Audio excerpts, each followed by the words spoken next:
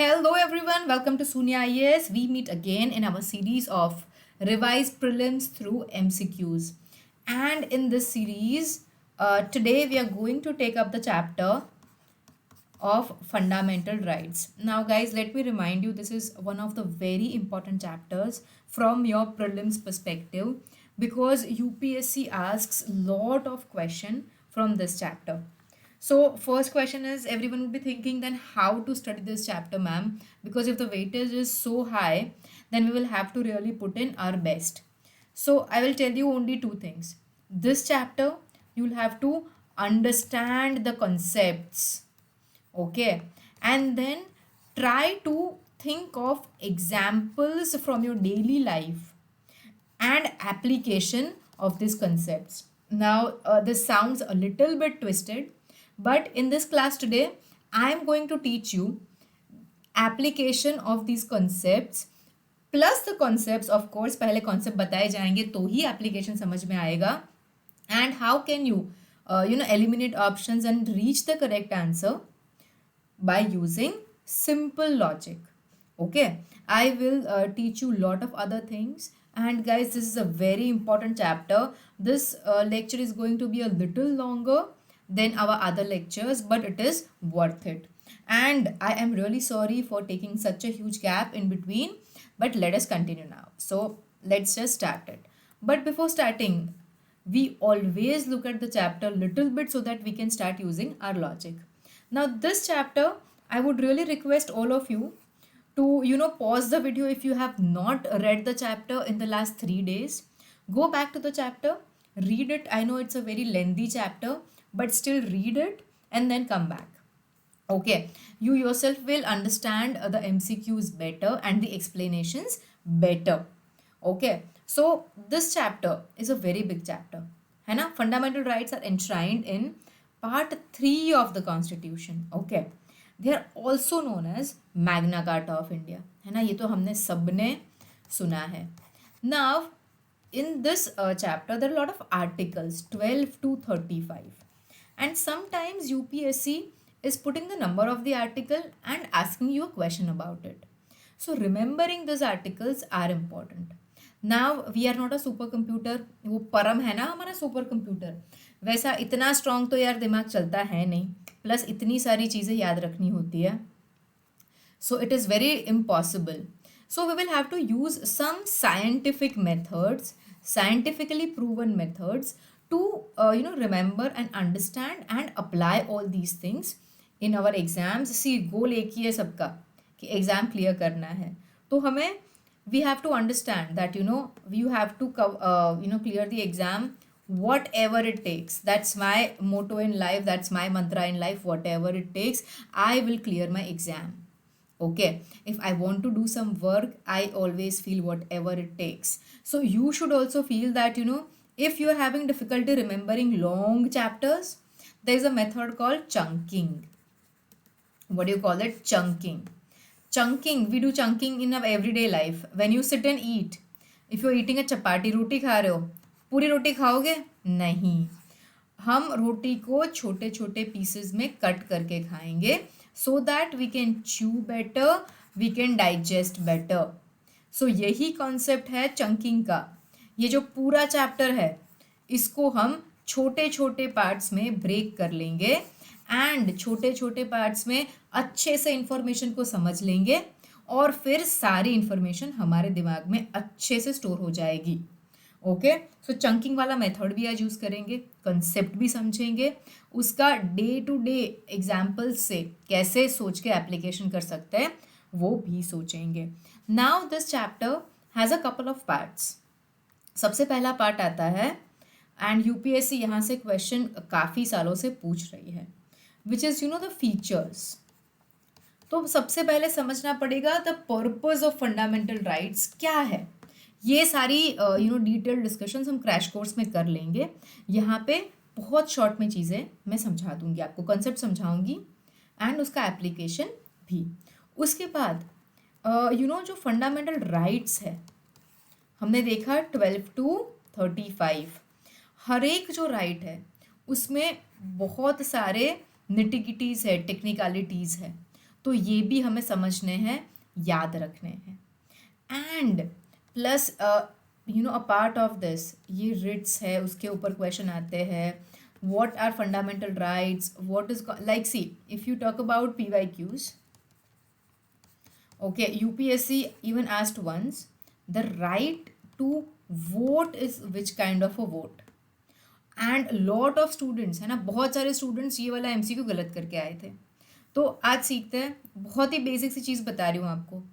जो भी right article number 12 से 35 के अंदर मेंशन किया गया है, सिर्फ वही है फंडामेंटल राइट, ठीक है।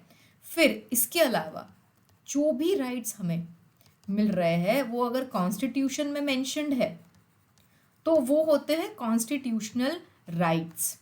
और अगर ऐसे राइट्स हैं जो कॉन्स्टिट्यूशन में मेंशन्ड नहीं है पर हमको लीगली अवेलेबल है, तो उसको हम बोलते हैं लीगल राइट।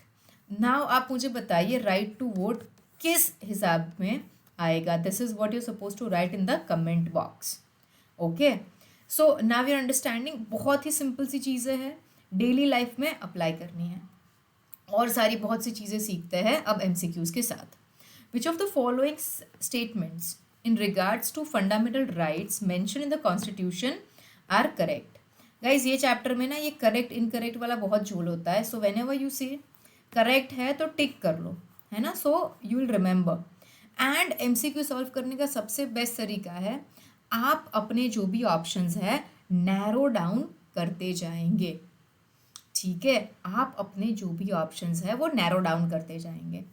तो सबसे पहला स्टेटमेंट क्या है, रीड करते, they are permanent in nature, that is they can not be abolished, right. अब यार ये तो रिविजन वाली क्लासेस है तो हम सबको पता है right to property was abolished और उसको कॉन्स्टिट्यूशनल या लीगल राइट बना दिया गया था।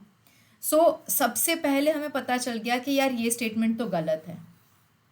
हम जाएंगे ऑप्शंस के पास, जहाँ जहाँ पे 1 नंबर का ऑप्शन दिया गया है those options are incorrect. So even without reading my second and third statement I have arrive to a conclusion कि भाई आंसर मिल गया मुझे। I am not even reading the entire question nor even the options, but in the exam before ticking in your OMR sheet always cross check. Okay, so let us do the cross checking thing. They are a part of basic structure of the constitution. Yes they are. Which case?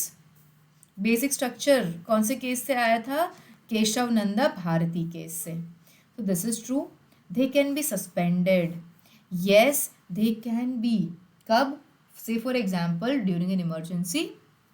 Okay, so these two are correct and the answer we reached without reading these two statements is also correct. So we all have to understand. So see, this is the application of your simple knowledge, है ना। कोई भी बच्चा ये MCQ सही करके आएगा। Now let us go to question number 2. Consider the following about fundamental rights. अब क्या कंसिडर करना है, जब भी आप स्टेटमेंट देखोगे कंसिडर द फॉलोइंग, प्लीज नीचे जाके देखिए करेक्ट टिक करना है या incorrect. Correct, then put a tick mark please, है ना। then we will put our rights and wrongs numbers के सामने। they are not amendable as far as their basic philosophy is concerned. yes, है ना, basic philosophy of the constitution जो है वो तो हम कभी भी चेंज नहीं कर सकते, right. they can be available only to citizens and not to legal or commercial entities. अब ये कैसे हो गया, इज इट करेक्ट और नॉट? They are. सी, अब आपको सोचना है, say for example think about any media house, उनके पास कौन सा है, राइट अगेंस्ट सेंसरशिप, है ना। They have a right of freedom of expression, उनको जो भी सच खबर है वो छापने से कोई नहीं रोक सकता। तो यहाँ हमें पता है कि भाई कमर्शियल एंटिटीज को भी मिल रहा है, तो अपना सेकंड पॉइंट तो गलत हो गया। Now this is using your common knowledge, everyday वाला सिंपल वाला लॉजिक, समझ में आ रहा है ना सबको। So whenever you looking at application of concepts you have to understand that आपको एक एग्जाम्पल ऐसा ढूंढ लेना है जो स्टेटमेंट को नेगेट कर ले या वो स्टेटमेंट को ट्रू साबित कर ले. सो ऑलवेज ये एग्जाम्पल वाला मेथड बहुत सही से चलता है. Okay, then besides being defended by the Constitution of India, they are guaranteed by Supreme Court, High Court as well as the President of India. Guys, fundamental rights जो है ना, उसके guarantor कौन है? The Supreme Court is the guarantor of the fundamental rights. इसका मतलब है if your fundamental rights, okay, अगर आपके फंडामेंटल राइट्स का हनन हो रहा है ना, मतलब the government is not giving you that much freedom और is stepping on your rights and not allowing you to have those kind of rights, तो आप सीधा सुप्रीम कोर्ट जा सकते हैं. Article number 32 gives us that power. Okay, so is this correct? No, it's incorrect. So wherever there is 2 and 3, it's incorrect. And हमें पता है 1 is correct. So we have finally reached our answer. Done. So guys, अब तक हम लोगों ने क्या देखा कि भाई फंडामेंटल राइट्स जो है, okay, they are not absolute. Done. They can be amended. उसके बाद हमने देखा कि भाई कैन बी अमेंडेड, बट जो बेसिक फिलॉसफी है ना, उसको हार्म करे वैसे अमेंड नहीं कर सकते. उसके बाद हमने देखा कि भाई लीगल कंपनीज को भी मिलते हैं, ओके, कॉरपोरेशंस को भी मिलेंगे. एंड लास्ट लेक्चर में मैंने सिखाया था ये 15, 16, 19, 29, 30, this number is very important for the exam. आप देखिए आज भी हमको एक दो जगह पे काम लगेगा ये number. So only these are available to citizens, otherwise तो फॉरेनर्स को भी फंडामेंटल राइट्स मिलते हैं. समझ में आ रहा है सबको? सो और ये फंडामेंटल राइट्स, यार ये फंडामेंटल राइट्स की ज़रूरत क्या है हमें? Okay, a right is something कि it gives you protection from the tyranny of the state. कि अगर देख लीजिए, मान लीजिए कल अगर स्टेट ने कोई लॉ बना लिया है ना, से फॉर एग्जाम्पल अभी हम अफगानिस्तान वाले तालिबान वाली बात करें कि भाई no rule for no education for girls, है ना, या तो फिर हमारा जो फ्रीडम ऑफ स्पीच है उसी को गवर्नमेंट ने बंद कर दिया कि भाई आप कुछ भी नहीं बोल सकते गवर्नमेंट के खिलाफ. तो जब जब आपको ऐसे राइट्स नहीं मिलते हैं जो कंट्रीज़ में, वहाँ पे बहुत ही ऑप्रेसिव रूल होता है. But in India, it being a democratic country, citizens have the power so that there is no autocracy और डिक्टेटरशिप.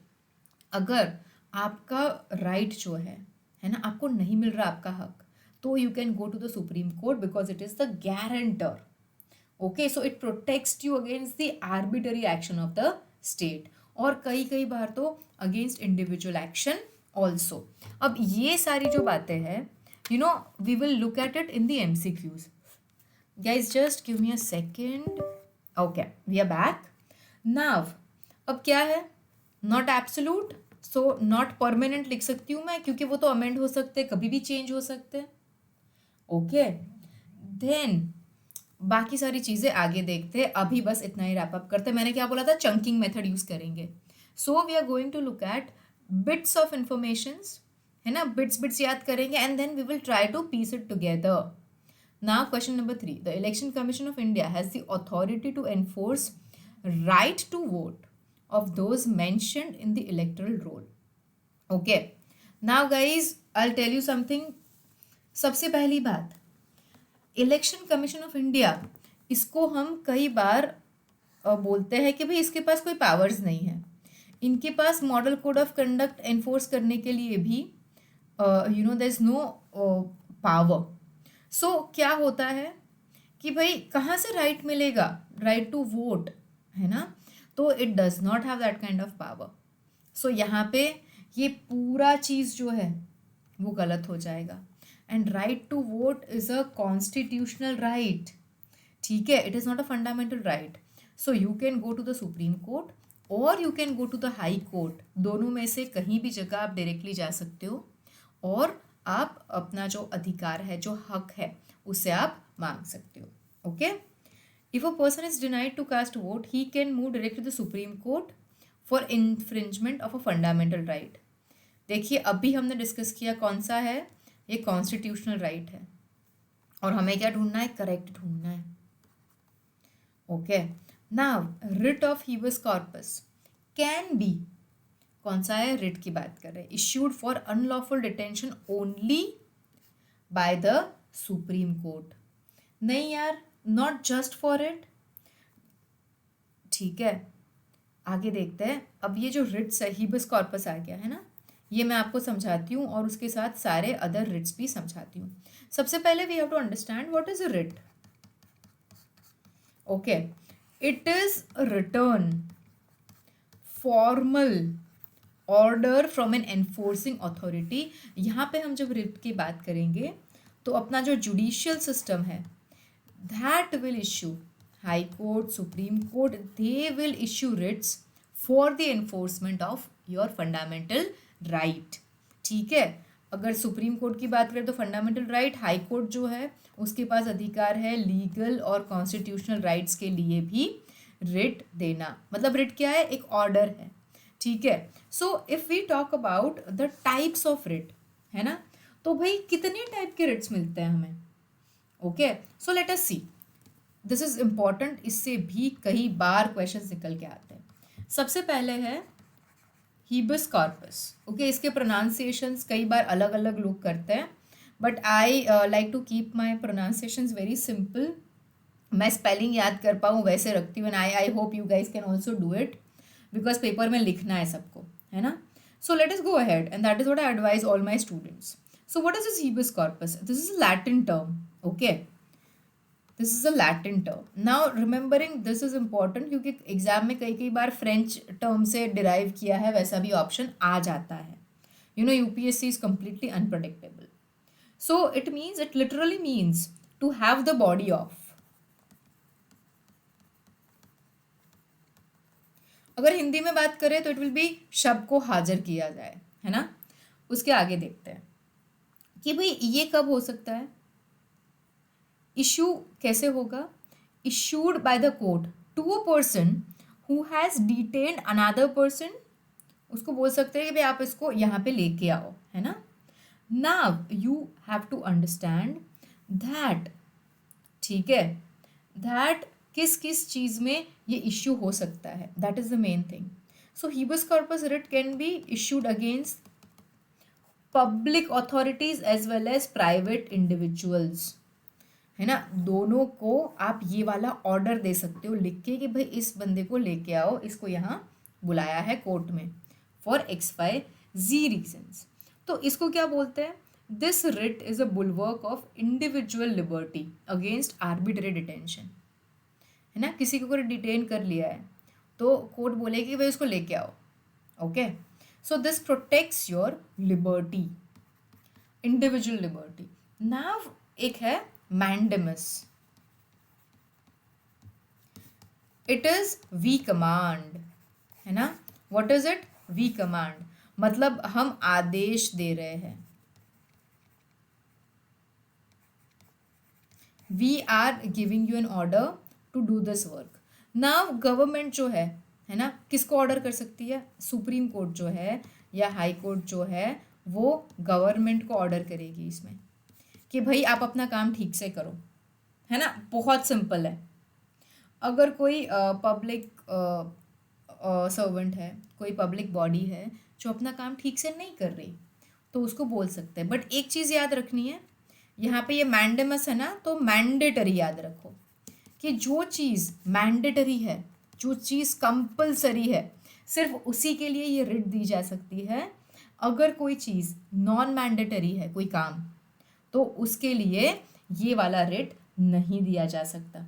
ये जो रिट है वो कभी भी प्राइवेट बॉडीज़ के अगेंस्ट नहीं दिया जाएगा, ये सिर्फ गवर्नमेंट बॉडी या गवर्नमेंट एम्प्लॉय को दिया जाएगा। ठीक है, नाउ अगर ऐसा कोई काम है जिसका कोई स्टैच्यूटरी बैकिंग नहीं है, कि जिसके लिए कोई लॉ नहीं बनाया गया है, तो उसके लिए भी ये रिट नहीं दिया जाएगा। और ये रिट जो है, okay, president, governor, chief justice और एनी एक्टिंग चीफ जस्टिस, इन सब के अगेंस्ट भी नहीं दिया जाएगा। नाउ ये दो रिट्स पढ़ लिए हमने. ओके, नाउ ये वाले जो दो रिट्स है वो हम जोड़ी में पढ़ेंगे. Number 3 is prohibition. Okay, and number 4 is certiorari. See guys, I am telling you, I remember pronunciations जैसे मैं एग्जाम में लिख सकती थी. ओके, अब तो यार एग्जाम लिखना रहा नहीं नसीब में, पर चलिए लेट अस गो अहेड. सी, प्रोहिबिशन का लिटरल मीनिंग क्या होता है? टू फॉरबिड, है ना, कि भाई बंद करो, आई प्रोहिबिट. और सरशोरी का मतलब होता है to be certified. See guys, ये सब ना मीनिंग्स मैं क्यों बता रही हूँ आपको? It is very important to remember these meanings, है ना, बिकॉज इसी से आपको पता चलेगा कि भाई ये रिट कहना क्या चाहती है. और एग्जाम में ये रिट्स में इतने कॉम्प्लेक्स सेंटेंसेस बना देते हैं कि बच्चे कंफ्यूज हो जाते हैं. सो टू फॉरबिड मतलब, और ये दोनों जो रिट्स है मैं साथ में क्यों लेके आई हूँ? क्योंकि ये जो है ये जुडिशरी वाली रिट्स है ना. सो यहाँ पे क्या होगा, एक हायर कोर्ट है, वो लोअर कोर्ट को या ट्रिब्यूनल को बोलेगी कि भाई अपना काम बंद करो, ये तुम्हारे जुरिस्डिक्शन के बाहर वाला काम है.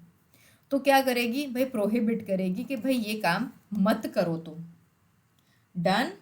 अब ये जो प्रोहिबिशन वाला रिट है किस किस को दिया जा सकता है? Only and only judicial and quasi judicial, न्यायिक और अर्ध न्यायिक संस्थाओं के लिए ही ये रिट जो है वो दिया जा सकता है.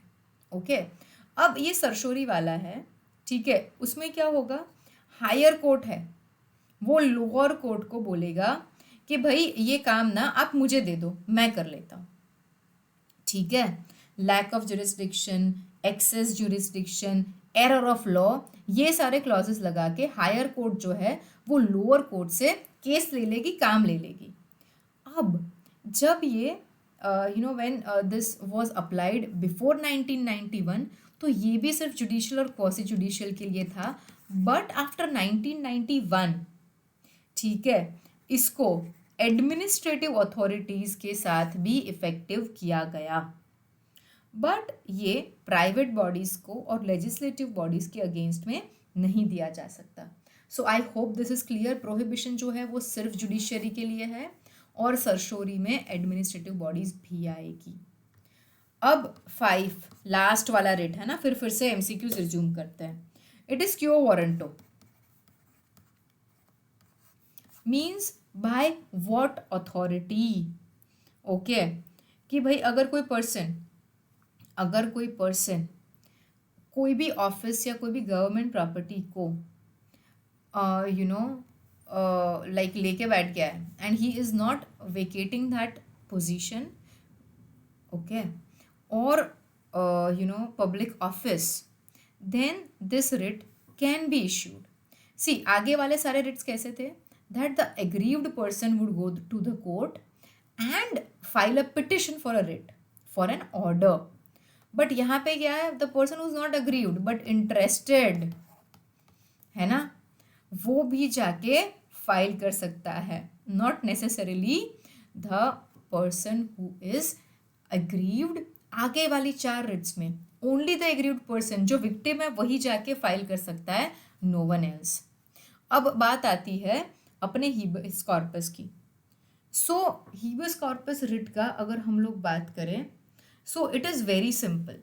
ये जो ऑप्शन है ना, issued for unlawful detention only by the supreme Court.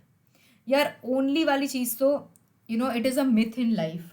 Only वाली जो चीज़ें होती है उसमें क्या है, हीबस कॉर्पस में, चलो समझा लेते हैं फटाफट से, यार टाइम बहुत जा रहा है पर फटाफट करते हैं, आप लोग भी स्पीड बढ़ा लो.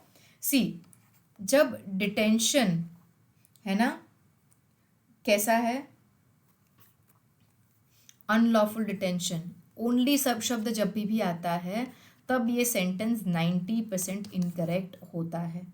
सो हियर द आंसर इज, कौन सा करेक्ट है? None of the above. This is also incorrect. Plus you have to do a smart thing. आपको पता है कि ओनली 3 वाला ऑप्शन ही नहीं है, तो अगर 1 और 2 गलत है तो 3 भी गलत है और हमारा आंसर आ गया. But guys, writs you have to understand and remember they are very important for your exams. और मैंने अच्छे से समझाया है, क्रैश कोर्स में और डिटेल में चले जाएंगे, but for now this is enough. Now the term law in article 13 includes permanent laws, temporary laws, and statutory instruments, but not customs having the force of law. ठीक है, this is statement number 1. क्या करना है? Correct statement ढूंढना है. Article 13 declares that a constitution amendment is not a law. So सबसे पहले we have to understand what is article number 13. 13 से पहले 12 की बात नहीं कि 12 में क्या होता है. इट डिफाइंस द स्टेट, और in the definition of state okay क्या आएगा? जुडिशरी के अलावा सारी गवर्नमेंट बॉडीज आ जाएंगी under the definition of state. Very simple and plain. So now let's jump to Article 13. Now Article 13 says, yes, permanent laws, temporary laws, like ordinances, statutory instruments, है ना, delegated legislation, any bylaw, rule, regulation, notification, non-legislative sources of law, मतलब customs और usages having the force of law, है ना, ये सारी जो चीज़ें हैं वो इंक्लूड हो जाएगी. बट यहाँ पे क्या लिखा है? But not. So can I say this is incorrect? And at the same time article 13 also says that भाई constitution amendment is not a law. Okay, yes, and hence it says that उसको judicial review से परे रखा है. But guys Kesavananda Bharati case 1973 है ना, केशवनंद Bharati case 1973 में it was establish कि भाई CAA is not proof from judicial review. तो ये वाला अपना सही है. डन. इतना ही छोटा है because it is a part of क्या है? Basic structure. जब भी केशवनंद भारती केस का नाम आता है दिमाग में बेसिक स्ट्रक्चर वाली लाइट जल जानी चाहिए. Okay, so this is our answer. Let us go ahead. Now we're talking about Article 14. So what does Article 14 say? Equality before law. क्या कहता है? Equality. Let me just write it here. Equality before law. This is concept number 1. Concept number 2 is equal protection of laws. Now मैं ये दोनों चीज़ें अलग क्यों लिख रही हूँ? Because ये जो फर्स्ट वाला है ना, this concept is taken from British people. ये ब्रिटिश ओरिजिन का है और ये है अमेरिकन ओरिजिन का. Equality before law means that कोई भी इंसान जो है ना, that person is not above the law. Okay, like अगर कोई मिनिस्टर ने भी मिस अप्रोप्रिएशन किया है फंड्स का तो वो भी जेल में जाएगा, और अगर कोई गुंडे ने किया है तो भी वो जाएगा. So there is absence of special treatment for any person, है ना, और हर एक को इक्वली ऑर्डिनरी लॉ से इंसाफ मिलेगा. इससे आगे देखते हैं जो सेकंड कॉन्सेप्ट है, अमेरिकन वाला कॉन्सेप्ट है. यहाँ पे क्या लिखा है? Equal treatment under equal circumstances, है ना, like should be treated alike without any discrimination. Okay, so यहाँ जो है वो लीगल जस्टिस इस्टेब्लिश करने की बात हो रही है. डन. सो लेट अस सी यहाँ पे क्या लिखा है MCQ, और इससे थोड़ा और डिटेल में इसको समझते हैं. According to article number 14 of the Indian constitution there is no person above law. सही लग रहा है कि नहीं लग रहा सबको गाइज? देखते हैं. Okay, late us go ahead. Now the guarantee of equal protection of laws rendered by Article 14 might entail equal treatment of all citizens under the law. ठीक है. Third, reservation of seats in education institute in favor of scheduled caste can be governed by Article 16 of the Constitution. Now guys, you will have to make a very wise application of whatever things you are doing. Okay. So यहाँ पे article number 16 में क्या है? It is about opportunity, equality of opportunity in public employment, है ना. Educational institution कहाँ पे आएगा? It is another article, we will study about it. Now हमको पता चल गया कि यार ये तीसरा वाला सेंटेंस जो है ना उसमें कुछ इश्यू है. सो नाउ हमको ये चीज़ कल्टिवेट करनी है अंडरस्टैंडिंग कि इधर फर्स्ट इज करेक्ट और the second one is correct. ये वाला हमने सीधा सीधा अभी पढ़ा कि no person is above law. This is correct.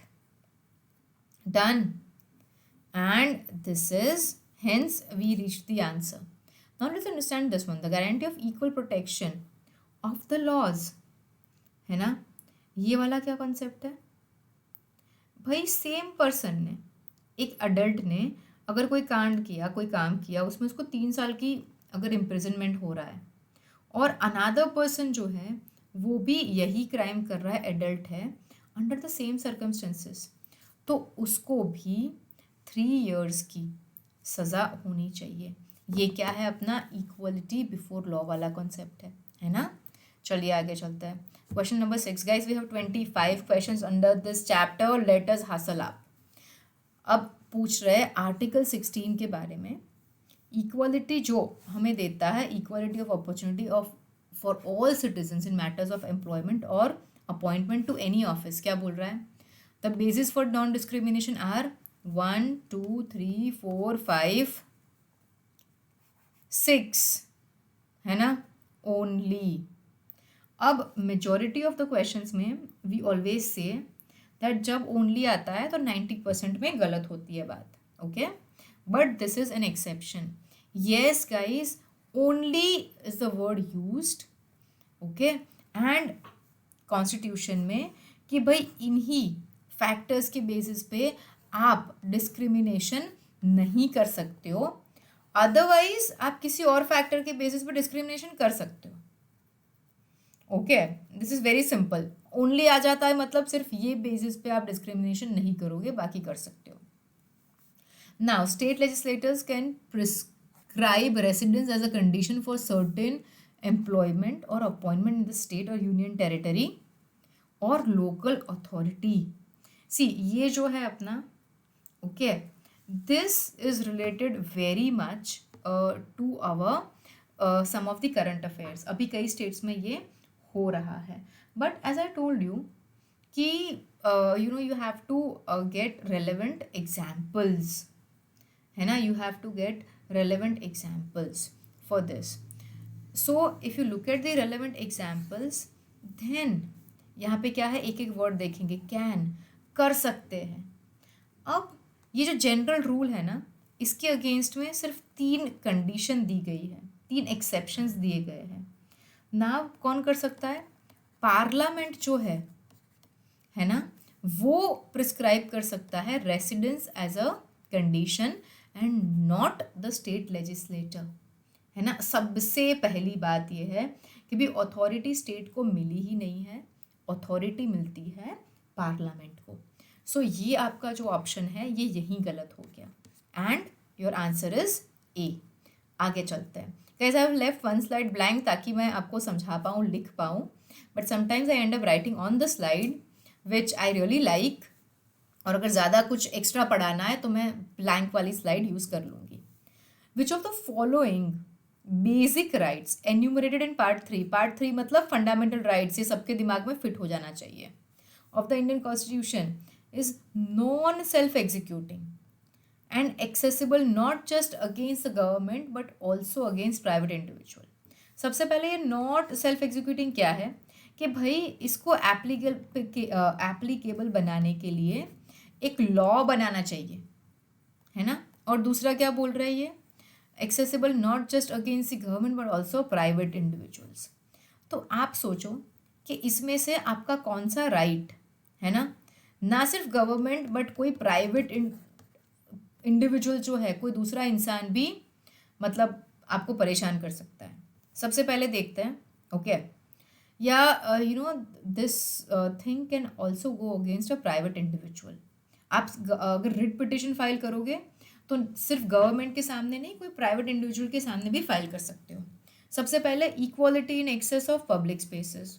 Yes, okay, everyone has a right to go to public places. आप किसी को भी रोक नहीं सकते, कोई बंदा आपको रोक नहीं सकता. डन. आगे, और इसके लिए लॉज बनते हैं. Prohibition of untouchability. See, the government is not going to like ये प्राइवेट इंडिविजुअल्स के अगेंस्ट भी आप कर सकते हो petition. Prohibition of acceptance of foreign title. Title कौन अक्वायर करेगा? सम पर्सन, है ना. Which article? Article number 18. Untouchability is which one? 17. Okay, all these numbers should be there in your mind. These are revision classes. Prohibition of employment of children in hazardous employment. Now this article number I need in the comment box so that I know how many people are attentively attending the classes. और ये employment कौन करेगा यार? कोई इंसान ही करेगा, है ना. कोई एंटिटी करेगा, कोई इंसान, उसका हेड तो इंसान ही होगा. So here the answer is, you tell me, all four. हमने सब्सटेंशिएट कर लिए ऑल फोर. सो कौन कौन से आर्टिकल्स आएंगे बताइए आप मुझे. This will B 15/2. This is 17. This is 18 and this one is, चलिए अब मैं बता देती हूँ, 23. सो कई बार यूपीएससी क्या करेगी, आपको ये डिटेल नहीं देगी, आपको सिर्फ आर्टिकल नंबर्स दे देगी, है ना. लास्ट टाइम भी हमने ये वाला एक देखा है 2021 के प्री में. Now let us see the term, okay, चलिए, here the term untouchability. Sometimes a screen gets stuck when the session is longer, but don't worry. The term untouchability has been used in article 17 of the constitution. Yes, है ना, correct. So यहाँ पे 1 नहीं है तो ये दोनों तो गलत है भाई. Okay, now wisely you will have to understand that statement 2 is correct. Now हमारा पूरा जो है वो स्टेटमेंट 3 पे जाएगा, बट उससे पहले I want to tell you something. 2 is untouchability has not been defined in the constitution of India. Guys अपना कॉन्स्टिट्यूशन बहुत बड़ा है, but things are not defined. कभी डिफाइन नहीं की होती प्रॉपर से फॉर एग्जाम्पल माइनॉरिटी का कोई डेफिनेशन नहीं है. ऑफिस ऑफ प्रॉफिट का भी कोई डेफिनेशन नहीं है. वैसे भी अनटचेबिलिटी का भी कोई डेफिनेशन नहीं है. Then how do we decide ये अनटचेबिलिटी है कि नहीं है. सी यूजुअली सुप्रीम कोर्ट के जो sorry I am just forgetting that word, supreme court के जो जजमेंट्स आते हैं, यस, उसके ऊपर से ये सारी चीज़ें डिफाइन होती है and there are elaborations of such concepts. So हमें पता चल गया ये दोनों राइट ही है. Rights under Article 17 is available against a state only and not private individual. Now guys tell me, ये हमने आगे वाले ही MCQ में देखा कि यार ऐसे तो कैसे होगा. This will be available against private individual also. Untouchability कौन करेगा? एक बंदे के साथ दूसरा बंदा ही कर सकता है. So it is Article 1 and 2 only. Third one is incorrect. So ये गया डन. और ये दोनों तो हमने पहले से एलिमिनेट करके रखे थे. Now let us go. The supreme court held that the freedom of speech and expression would be considered to be violated in case where. ठीक है. Now guys article number 19, article number 19 okay gives you freedom. यहाँ से freedom वाले जो articles है वो start होते हैं. इन द क्रैश कोर्स ये सारे आर्टिकल्स को सब डिवाइड करके कैटेगराइज करके पढ़ेंगे, but today we don't have so much of time and as such काफ़ी टाइम जा चुका है तो थोड़ा फटाफट करते हैं. नाउ आर्टिकल 19 जो है वो हमें कितने राइट्स देता है? 6 राइट्स देता है. So here we are talking about freedom of speech and expression which is the first right, है ना. इसकी बहुत अच्छी स्टोरी समझाऊंगी, कभी भूलोगी नहीं वैसी. The police is found to be tapping electronic conversations of the suspects. यार राइट ही नहीं है. ओके, राइट ही नहीं है. डन. दूसरा, we all have a right against a bandh called by a political party. Okay, तो यहाँ पे भी वायोलेट हो ही जाएगा. यस, वायोलेट हो रहा है. कोई ऑफेंडर पुलिस कस्टडी में है और उसको समझा फुसला के persuaded to break his silence without the use of third degree treatment. Guys third degree treatment use होता है या नहीं होता है? Every person has a right to silence. जितना राइट आपको freedom of speech and expression का है उतना ही राइट आपको है राइट ऑफ साइलेंस। तो यहाँ पे भी यस वायोलेट हो ही रहा है। And a district magistrate imposes pre censorship of newspaper.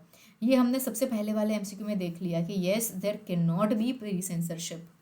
So all of the above. See कैसे step by step we are just thinking about our day-to-day life. Now let us see. Consider the following statements from the Indian Constitution's Article 19(1)(g). है ना, क्या है वो? Freedom of profession है। The right is available to both citizens and foreigners. Guys याद करो, only citizens वाले कौन से थे? 15, 16, 19। See I told you last class में ये नंबर बहुत इंपॉर्टेंट है।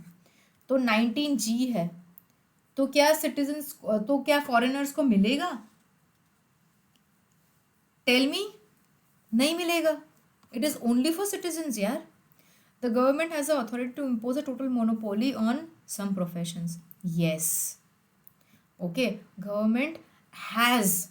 सी, इसको दो तरीके से मैं आपको समझा सकती हूँ। सबसे पहले तो भाई कॉन्स्टिट्यूशन बोलता है कि for some kind of a profession you will need some kind of a degree or qualification.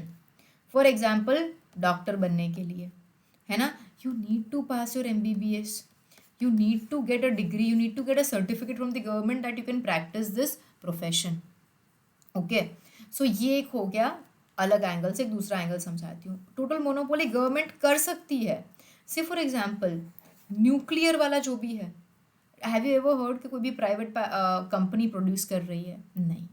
So these are the kind of things. अब कल मैं नहीं लिख सकती कि भाई मैं डॉक्टर हूँ मेरे घर के बाहर और भाई मैं सबका इलाज कर दूंगी। नहीं, without degree I can not do it. So क्या पता चला? यस और ये वाला गलत। तो आंसर क्या हुआ अपना? बी। गाइज, अगर आपने अच्छे से इसके कंसेप्ट समझ लिए, है ना, और इसकी एप्लीकेशन समझ ली, तो फंडामेंटल राइट्स वाले क्वेश्चन आपके कभी गलत नहीं होंगे एग्जाम में। The supreme court has declared which of the following rights as a part of article 21। Guys, article 21 क्या है? Right to life and liberty. And it is the article जो सबसे ज़्यादा एक्सपैंड हो रहा है ना, सबसे ज़्यादा उसमें चीज़ें ऐड हो रही है। और सुप्रीम कोर्ट जो है उन्होंने अराउंड 35 सब पॉइंट्स ऐड कर दिए हैं as a part of right to life and liberty. Okay, you would be like really surprise to know right to sleep है ना, वो भी एक फंडामेंटल राइट है। Can you imagine? Yes. Now we have to understand कि क्या क्या चीज़ें इंपॉर्टेंट है। Okay, now there is one right to go abroad. ये हमें सबको पता होना चाहिए कि भाई मेनका गांधी केस था जिससे राइट टू गो अब्रॉड वाली चीज़ आई थी। तो भाई अब ऑप्शंस देखते हैं। नाउ जहाँ पे है ऑल एक्सेप्ट 2, 5 एंड 6, ये तो गलती हो गया, सी को तो छोड़ ही दो। अब ये क्या बोल रहा है? यहाँ पे भी 5 एब्सेंट है। बहुत ही सिंपल ट्रिक मैंने आपको बता दिया, ऑल एक्सेप्ट 6। कुछ भी नहीं पढ़ा, even if you have limited knowledge, आप MCQs बहुत अच्छे से सॉल्व कर सकते हैं। Now see, right to free legal aid, yes of course, है ना, सबको मिलेगा राइट। नालसा एक्ट इसके लिए इनैक्ट किया गया था। Right against delayed execution, yes everyone has this right. Right to decent living environment, yes. Right to livelihood, yes. Right to work, no, there is nothing as right to work. Okay, right to appropriate life insurance policy, right to good health. Okay, there's a very long list, but you know, once just try to read it with a calm mind and try to relate it with your life, that all what kind of things you need and are guaranteed by the government, है ना। right to work, यार किसी ने case file कर दिया, मेरे पास work नहीं, ऐसा होता है क्या कभी? कभी नहीं। See, UPSC when it asks you questions na, it demands lot of logic from you. Okay, so see, there was another question asked by UPSC कि भाई right to free legal aid किन किन लोगों को मिलेगा? उसमें there were several options who all will get. One option was senior citizens. Now guys tell me, senior citizens को अगर free legal aid मिल गया, then don't you think the number of cases will pile up? Like, this is just a very logical thought. Because senior citizens, they quit their day job. Okay. They are at home. And if they're getting, free legal aid as a right, then the number of cases will pile up. Very logical. सो अगर आप ये वाला option eliminate कर देते उस में, तो आपका आंसर एकदम फटाक से निकल के आ जाता. Question number 12, we are half way almost. Consider the following statements about article 21A. क्या था 21A? चलो देखते हैं. RTE, राइट टू एजुकेशन, है ना. Article 21A declares that the state shall provide free and compulsory education to all children of age 6 to 14 in a such a manner as Parliament may determine. Guys, ऐसे जो बड़े बड़े sentences आते हैं ना, so UPSC does this intentionally. So what happens इस बच्चे ना यहाँ तक पढ़ लेंगे. ओके 6 to 14 है, ठीक है. चिल्ड्रन है, ठीक है. Determine and they will mark it as correct. No guys, यहाँ पे पार्लियामेंट नहीं आएगा. यहाँ पे the word used is state. So you have to be aware about each and every word in your option. Okay, this provision. So guys answer निकल गया. Can you see it? If you can eliminate the option और थोड़ा सा logic लगा लोगे, ये गया ये गया ये गया, क्योंकि इन तीनों में वन आ रहा है. कई बार क्या होता है, बच्चे होते हैं ना, ये देखते ही नहीं है. सबसे पहले उनको ये देखना है कि भाई क्या क्या सही है, उनको क्या आता है. So it's a situation where in आप कॉन्स्टेंटली सेल्फ डाउट में एग्जाम दे रहे हो.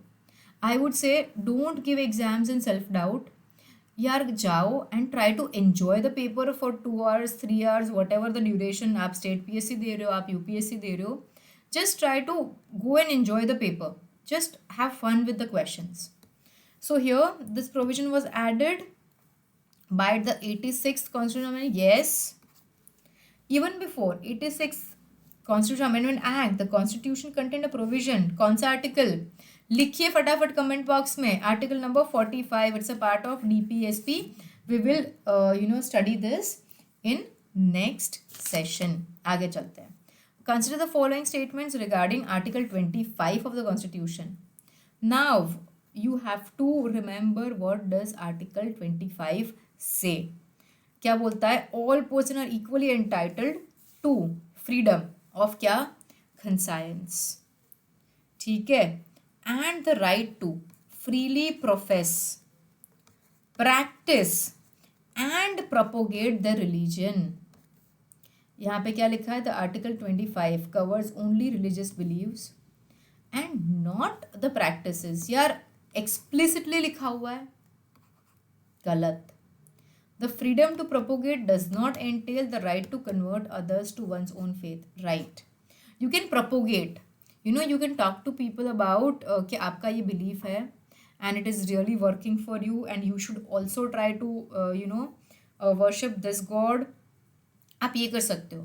बट जो फोर्सफुल कन्वर्शंस होते हैं, है ना, by giving money, by giving लालच of having a better future, और maybe there are certain times when they say that if you follow our god you can go to heaven, है ना. बहुत सारी बार ऐसी चीज़ें होती है and lot of people are converted.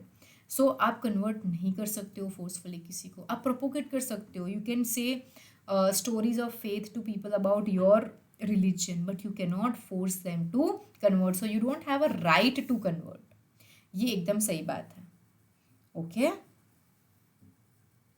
सो अब हमें पता चल गया कि यार सिर्फ बिलीफ नहीं पर रिलीजियस प्रैक्टिसेस भी कवर होती है. Now guys we all have to understand कि भाई ये रिलीजियस प्रैक्टिसेस वाला अभी जो है चीज़ चल रही है ना. Like this is always in news because India has so many religions और कुछ ना कुछ न्यूज़ में चलता रहता है. So you have to understand a doctrine of essential practices is associated with article 26. It says that जो भी चीज़ें है ना, it is like written explicitly in any of the religious books or are practiced since a long time, only they are supported by the state and not any practice or belief that comes up arbitrarily with changing times. this is sort of a thing, there are many examples and all, so please stop it and do read. आज मैं और एक दो doctrine भी कराऊंगी सबको, है ना. सो भाई ये गलत हो गया, ये सही हो गया, और आंसर अगेन इज बी. चलते आगे.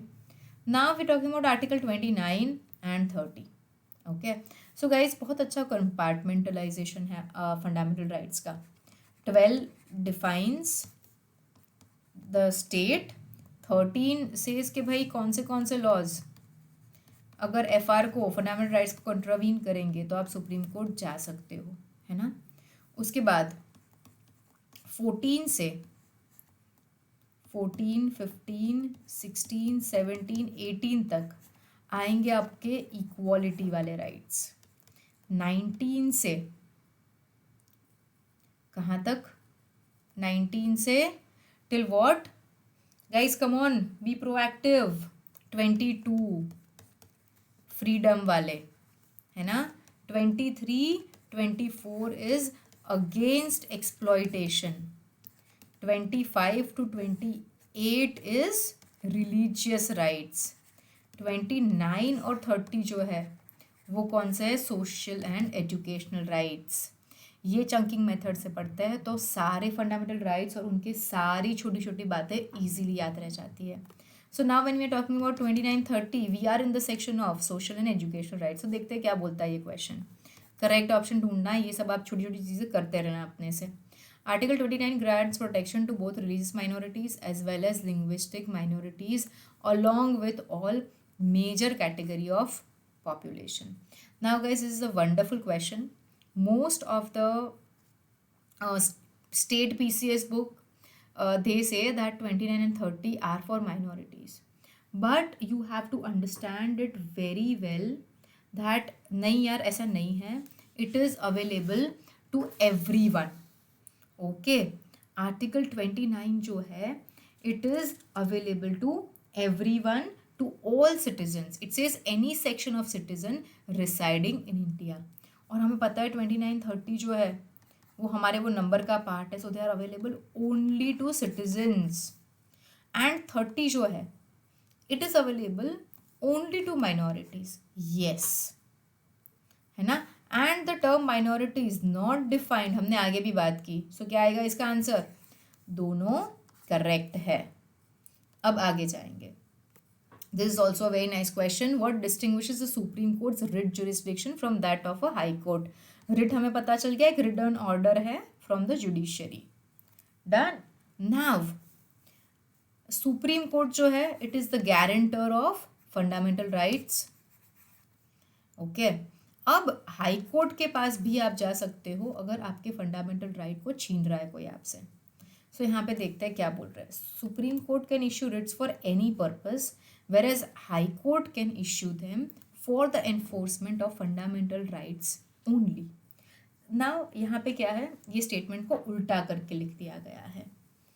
हाई कोर्ट जो है ना, हाई कोर्ट जो है वो अंडर आर्टिकल 226 कोई भी इश्यू के लिए ओके रिट जारी कर सकते हैं, है ना. They can order. और Supreme Court only fundamental rights. ये बहुत इंपॉर्टेंट है कंसेप्ट समझना.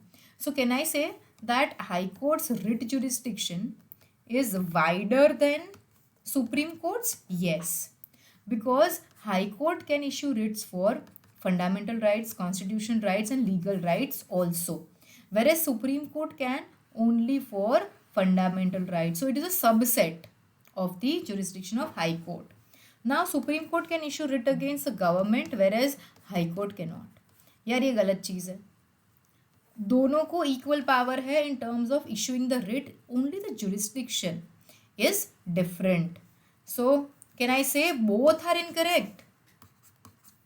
है ना. क्या पूछा है, कौन सा करेक्ट है? None of them is correct. So here my answer is D. See sometimes there are students who are very scared to tick the none of them is correct वाला option, but ऐसा नहीं होता. You have to think logically. अब देखते हैं writ की बात आ गई फिर से. Mandamus. What was mandamus? We command. उसका हमने डिटेलिंग भी किया था. It is used to prevent public offices by ineligible individuals. यार ये तो क्या था? क्यों वारंट था कि कोई इंसान आपके ऑफिस में, आपके ऑफिस या कोई भी ऑफिस को इलीगली, है ना, लेके बैठ गया, तो क्या करोगे? Quo warranto. तो ये मैंडेमस वाली तो बात ही नहीं है, कैंसिल कर दो। It can not be issued against public executive authorities and it cannot be issued by lower courts. ठीक है, now you have to understand कि भाई क्या होगा, what should be the answer. It says cannot be issued, हमने तो बोला था कि भाई only public authorities के सामने हो सकता है ना. cannot be issued against private individual should be the sentence here.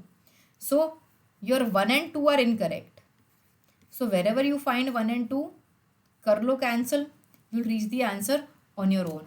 It cannot be issued, हमने अभी पढ़ा था Supreme Court and high court can only issue it. आगे चलते हैं. The constitution of India is the guarantor of fundamental rights of Indian citizens. भाई class शुरू हुआ तब से बोल रही हूँ, Supreme Court is the guarantor of fundamental rights, right और नॉट. सो क्या करेंगे इसको यार, इसको एलिमिनेट कर लेंगे. So then these two are gone. Now from our knowledge that we have acquired from this class, from Sunya IAS, we understand that this statement is correct, है ना, क्योंकि दोनों ऑप्शन में है. So I am not going to read it right now, I will read the third one. Writ of mandamus, कौन सा? We command, हम आदेश देते हैं. Can be issued to enforce departmental instructions even when they do not possess any statutory force. ये भी हमने देख लिया कि भाई स्टैच्यूटरी फोर्स होना चाहिए तो ही हम ये इश्यू कर सकते हैं, राइट और नॉट, या बिना स्टैच्यूटरी फोर्स के करेंगे. I want all of you to take a pause and think about it. Okay, correct ढूंढना है. No you can not. So क्या आएगा? थर्ड भी गलत हो गया आपका. Answer will be C. Let us go little bit ahead. Now ये जो है, अब हमारा जो सेक्शन है चंकिंग मेथड वाला, we are changing the sub section. So अब थोड़ा मैं एक्सप्लेन करूंगी सबको. Okay, consider the following provisions. First, any law enacted to carry out DPS, Directive Principles set forth in Article 39B or C, cannot be challenged on basis of breach of certain basic rights. Okay, it curtailed the fundamental right to property in India. कौन सा amendment बोल रहा है कि भाई ये कौन से अमेंडमेंट से हुआ था? Now guys we all know 86 amendment में तो क्या आया था, वो RTE आया था, है ना. फिर अगर मैं बात करूं तो 91st अमेंडमेंट से क्या हुआ था? Anti defection. Okay, so now you have two options. 119 number का. नाउ लॉजिकली अगर आपको नहीं पता है तो इट इज़ ऑल राइट. आपको ये पता होना चाहिए कि भाई ये 39B और C और ये फंडामेंटल राइट टू प्रॉपर्टी कब कर्टेल हुआ? बहुत साल हो गए, है ना. So it is of course 1971, है ना. सो 2002 नहीं आएगा, 3 नहीं आएगा, 13 नहीं आएगा, कुछ भी नहीं आएगा. Very logical. अगर आपने ये पूरा सेक्शन पढ़ना ही ओमिट किया है, फिर भी by logic you can reach this place, है ना. Easy? Tell me. But I am going to explain you a little bit more about this 25th amendment act. क्या हुआ था भाई? 25th अमेंडमेंट एक्ट से राइट टू प्रॉपर्टी है उसको cartel कर दिया गया था.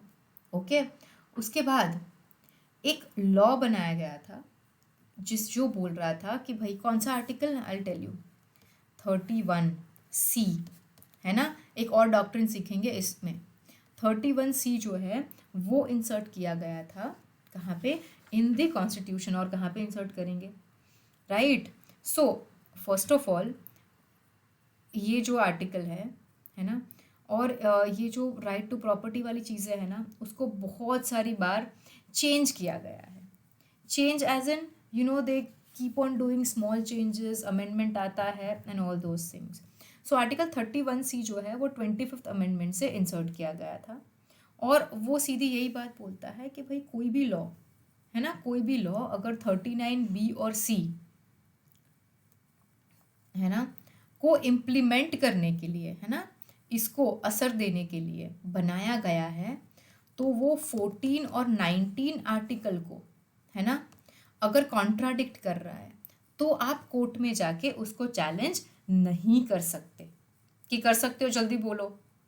Late me tell you the correct thing. No law, कोई भी law that seeks to implement the socialistic directive principles of 39C shall be void on the ground of fundamental rights conferred by 14 and 19, है ना, तो ये void हो जाएगा, cannot be challenged on the basis of certain rights. Now इसने right to property को curtail कर दिया था, yes. 14 was what? Right to equality and equal protection of laws, and 19 वाला जो है उसमें राइट टू प्रोफेशन आता है। Okay, now then what happened, then there is something. अब ये जो दोनों क्लॉज है ना इंसर्ट किए गए थे, उसमें से the first clause was upheld and the second clause was found constitutional unconstitutional. So अब आगे क्या होता है कि ये जो है 31C, इसके दो पार्ट्स कर दिए, इसके एक पार्ट को वैलिड रखा, सेकंड पार्ट बोल रहे अनकॉन्स्टिट्यूशनल है। Done. So now what happens, इसको बोलते हैं डॉक्ट्रिन ऑफ सर्वरेबिलिटी।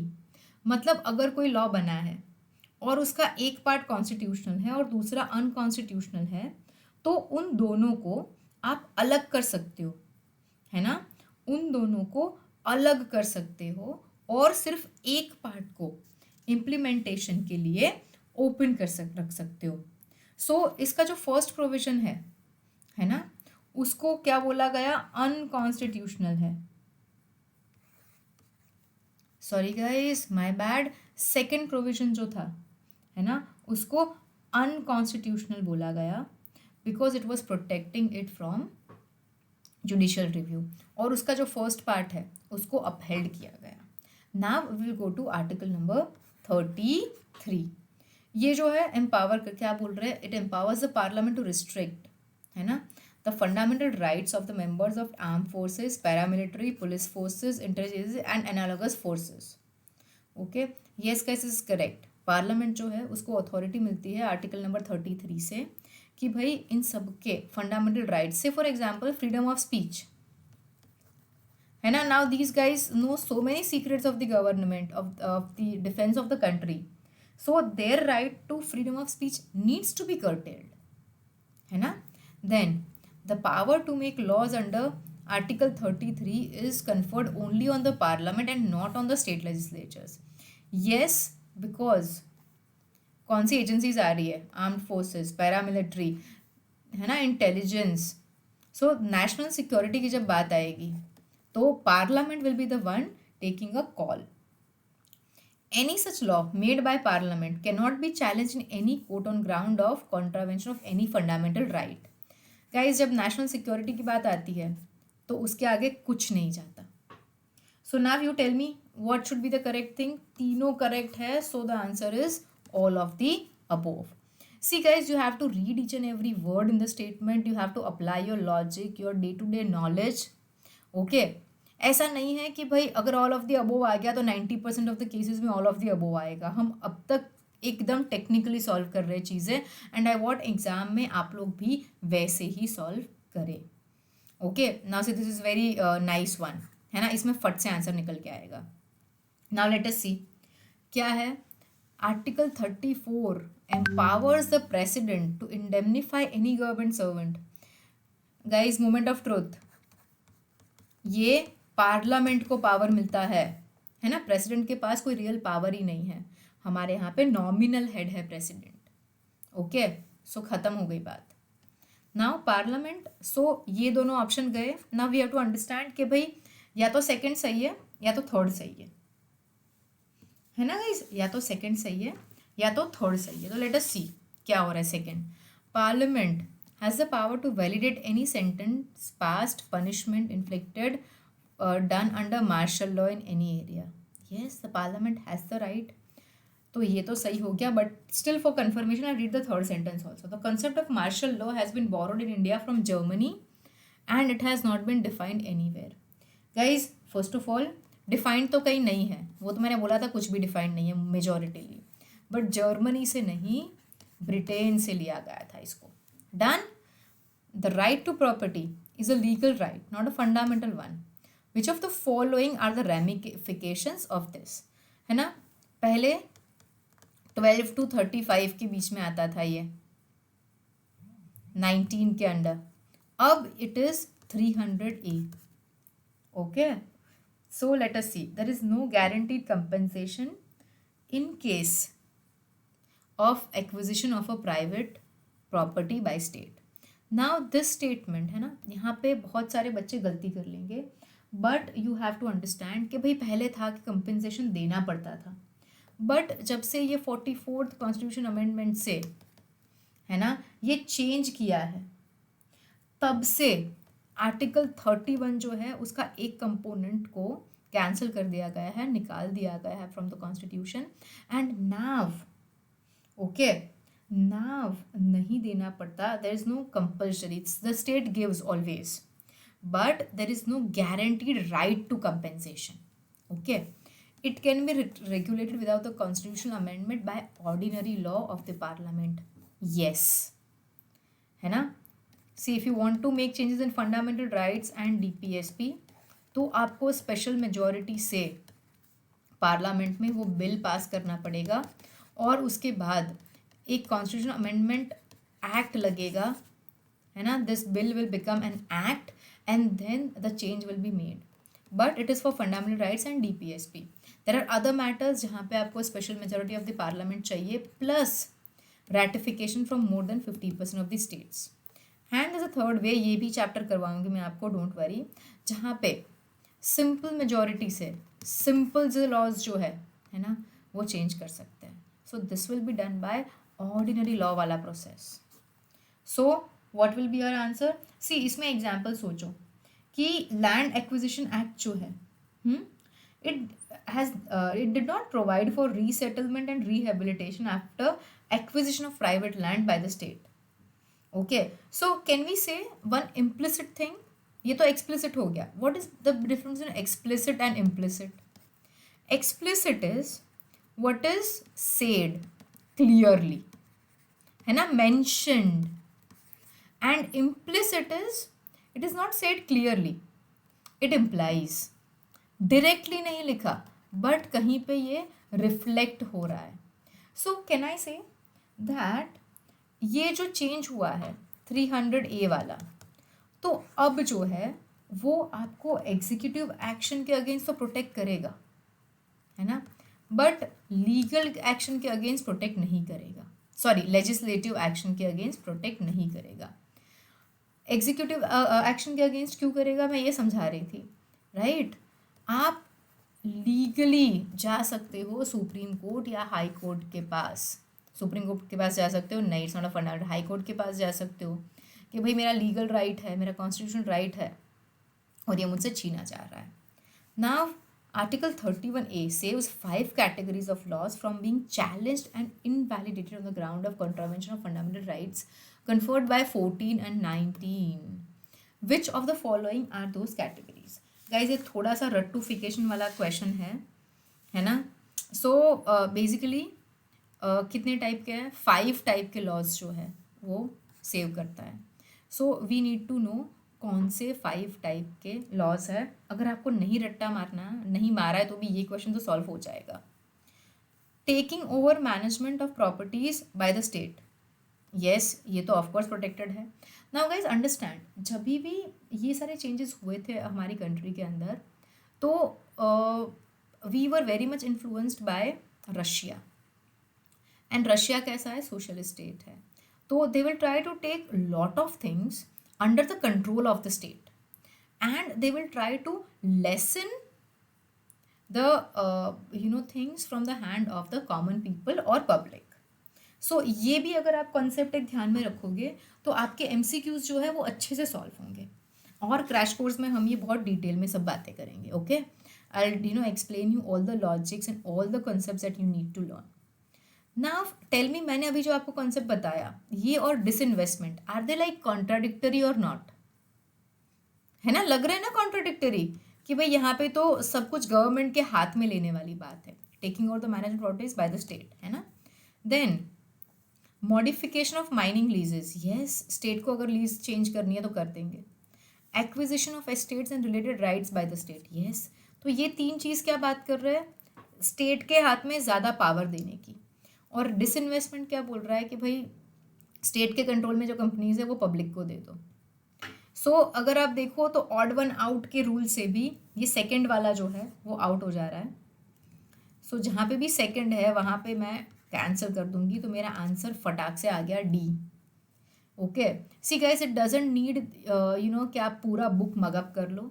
अगर आपको बेसिक अंडरस्टैंडिंग है और आप थोड़ा सा वहाँ पे जाके जनरल नॉलेज, है ना, लाइक यू नो यार नॉर्मल कॉमन सेंस भी यूज़ कर लोगे ना, तो बहुत अच्छे से आंसर्स हो जाएंगे. नाउ सी, ये हमने अभी पढ़ा 31C was inserted by 25th amendment. So ये तो सही है ही, प्लस ये ऑप्शन भी बता रहे हैं हमको कि भाई 1 तो सही है ही, तो 1 तो पढ़ने की भी जरूरत नहीं है. डन. अब ये केशवानंद भारती वाला statement I always find it very interesting, और इससे आंसर फटाक से निकल जाता है. In this case the Supreme Court held that any law seeks to implement this and this shall be violative of Article 14. Okay, ये हमने अभी पढ़ा है. And no law seeks to implement the social directives specified in 100 shall be void in the ground of fundamental rights Article 21. Now guys, we all know, यहाँ पे हमने देखा है 14 और 19 का मेंशन होता है हमेशा, 21 is not mention, so this one is incorrect. So जहाँ पे 2 है, ऑल ऑफ द अबोव है, उसको भी हम कैंसिल कर देंगे. गाइज आंसर जब भी आप अपने ऑप्शंस नैरो डाउन करोगे ना, तो बहुत क्लियरली आपके सामने आ जाएगा. डन. अब चलिए देखते हैं the third statement. Yes, the third statement is true. Okay, Kesavananda Bharati case, everything was brought under the purview of the judiciary, और बेसिक कॉन्स्टिट्यूशन जो है उसको कुछ भी हार्म नहीं कर पाएगा, वैसा जजमेंट था. Now let us go. Which of the following is और are the rights other than fundamental rights enshrined in the constitution? Okay, fundamental rights कौन से हैं हमने अभी देखा, कौन से हैं बताइए, कमेंट बॉक्स में लिखिए, so I can you know like see कितने पार्टिसिपेट कर रहे हैं बच्चे. So now guys just a second, I think my pen is stuck. Okay, I can write now. 12 to 35 के बीच में आएंगे, उनको हम फंडामेंटल राइट्स बोलेंगे. बाकी सारे जो है वो अदर देन फंडामेंटल राइट्स हैं. So no tax shall be levied और collected except by authority of law.